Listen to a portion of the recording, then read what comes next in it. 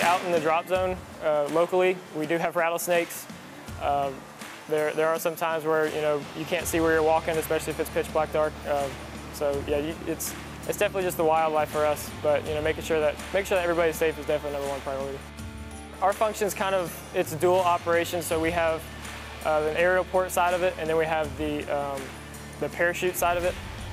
We focus more on parachute here because of the mission at this base. But day to day, if I'm coming in on a drop, I'll come in, inspect the loads, load the aircraft, and then take the long ride out to the drop zone, recover it, come back, and then do a debrief. But if it's an aerial port side, I'm inspecting cargo, making sure that it's airworthy, and make sure that it's safe to fly on the aircraft.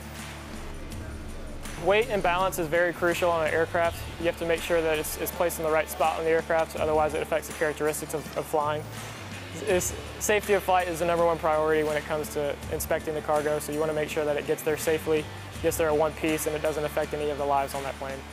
When I deployed as a special handler. I dealt with all the joint inspections, any cargo that needed to be inspected to get shipped out to any other location in the AOR. If it was ammo, bombs, cargo, anything that needed to be inspected, I dealt with that.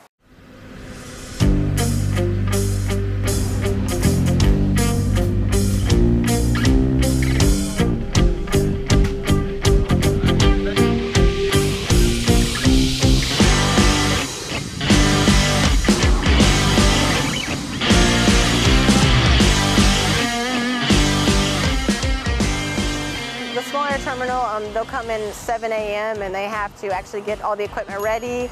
They have to be out here ready to load the equipment, and then after they load the equipment, they drive to the drop zone, and that could be very late at night by the time they finish that.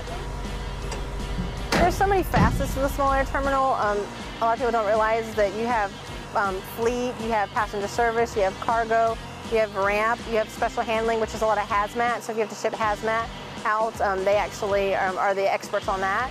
So it definitely, if you get tired of working in one section, you can try out another section, and it definitely is very versatile.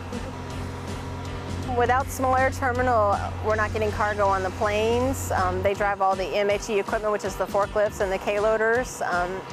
They're crucial for drop zone support. Once we drop the equipment out of the airplane, they recover it and bring it back, and they repack it.